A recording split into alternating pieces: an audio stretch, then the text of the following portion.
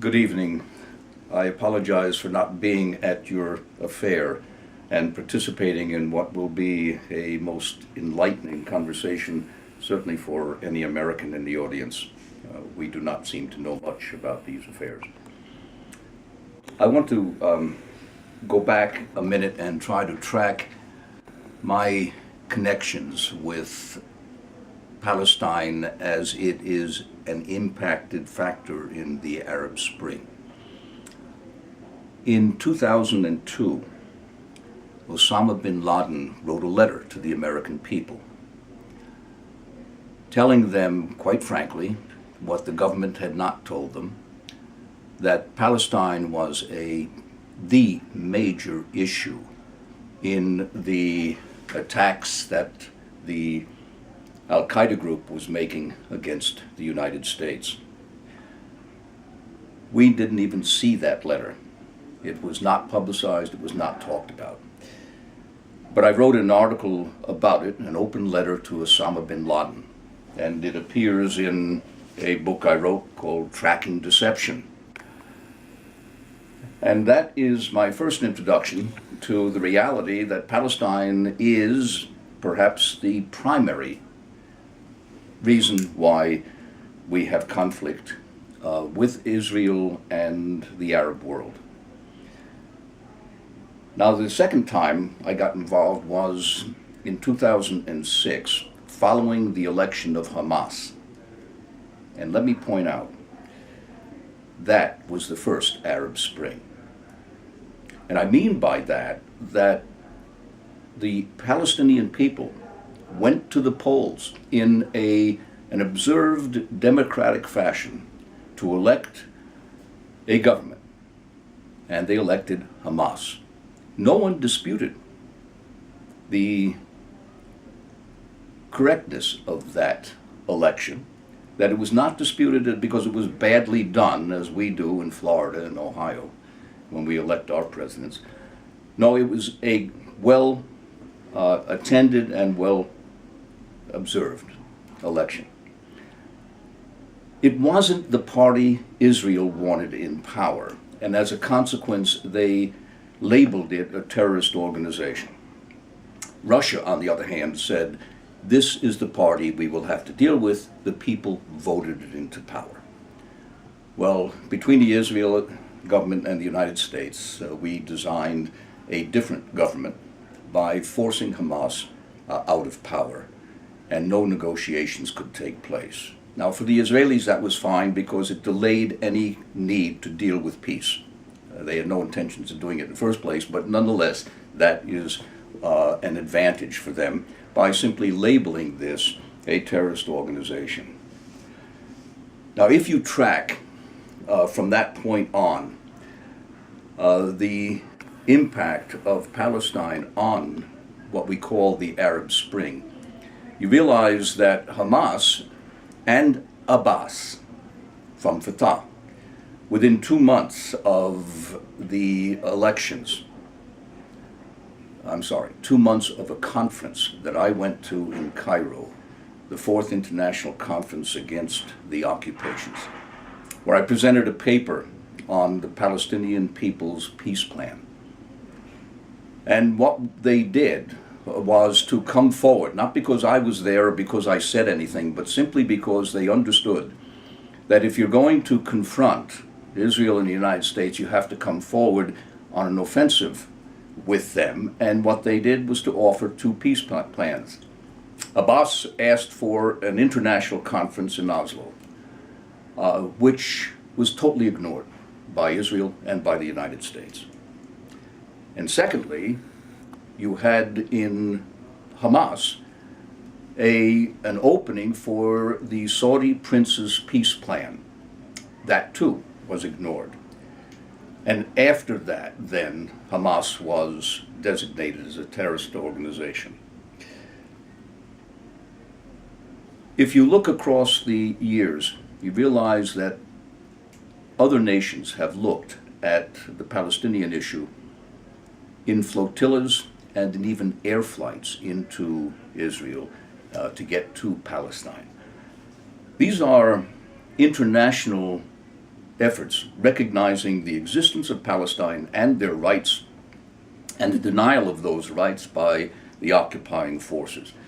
And so it means that we in the outside world, those who are paying any attention, are in fact looking at a country that should be in existence and it should be recognized, and they are attempting, against obviously force, to make that point.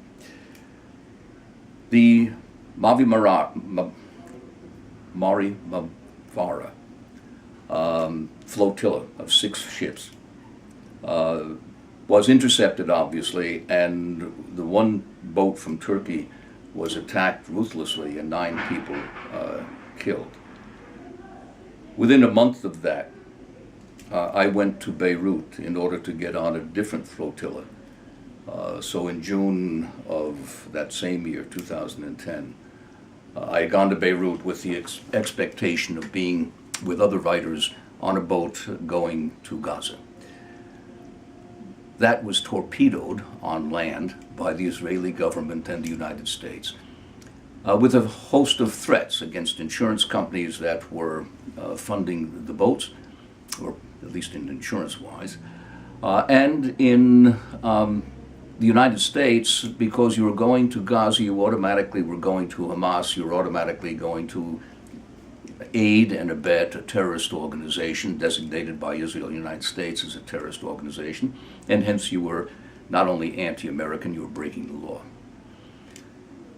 This flotilla did not make it to sea. As a matter of fact, there was one boat devoted to women going to Gaza, and that boat also did not get into the sea. They coerced Greece and Cyprus in order to prevent the boats from leaving there as well. Now these are actions that mean you're physically doing something, you're intellectually doing something, you're morally doing something in order to address what the Arab Spring is also addressing. That is, the control of their governments by imperialist forces and occupied by those forces and preventing them from freedom of liberty within their own countries. The Palestinians tried with an election, and they were prevented from letting that government operate on their behalf. This is not democracy in action. This is imperialism in action. It is the force of the U.S. government, which has no intentions of allowing any nation to threaten its dominance in economics or in military power. And as a consequence, the Arab Spring is really demonstrating uprisings against the controls that the Western powers have imposed, particularly the United States. And that power comes at the UN in veto power, as well as holding back of money support for the UN. These flotillas continue. Today, there is an Irish boat that is preparing to leave to go to Gaza. Before that, we had the Freedom Waves to Gaza, a Canadian boat back in July of 2011. These are all examples, hardly covering the whole effort of the flotillas. And then, of course, you had the Land Day in Palestine. You also had the March to Jerusalem. People have recognized that there should be a Palestinian state, and the Palestinians, who are defenseless, they have no military power to deal with the occupying forces, and hence they have to rely on outside recognition and support. Now let me take you to what's happened as a result of the Egyptian uprising. The Rafah crossing has been opened, not absolutely, but it's been opened so that people can go and come on days that they never would have been able to if the Arab Spring hadn't taken place. The Egyptian people have marched to Rafah in order to support the Palestinians, to show them that this is not a just way to imprison people and pretend that you are a democracy. But this has to get out to the American people so that they can see what their government has been doing. The Israeli siege, which had been thorough before the Arab Spring, has had to be, if only for public relations purposes, eased somewhat. I put that in quotes. This is hardly what you would call freedom of movement. Egypt has broken the gas agreement with Israel, which indicates the probability that other elements of the agreement that Mubarak had with the with the Israeli state is not going to be maintained. These are examples of what is taking place because the Palestinian issue is first and foremost across the board why we have these problems. There's a realization that when you occupy a people, there is a way to mirror that in your own state. Egypt sees in Palestine the control by the state of every aspect of their living. They had a police force that did that. Israel has an army to do it. This is simply ratcheting up what can be the result of letting an occupying force control your people. Think of what the options are. If you look at the map, and let me give you a map, this is on The Rape of Palestine, is the book I wrote, but it has a map on it, and if you see that fourth map to your right, you realize that there's very little chance you could have a contiguous Palestinian state. It simply does not exist. What then do you have? You have Bibi and Avigdor claiming that the Arab Spring has no impact on the issues in Palestine, that this is not a mirrored fact.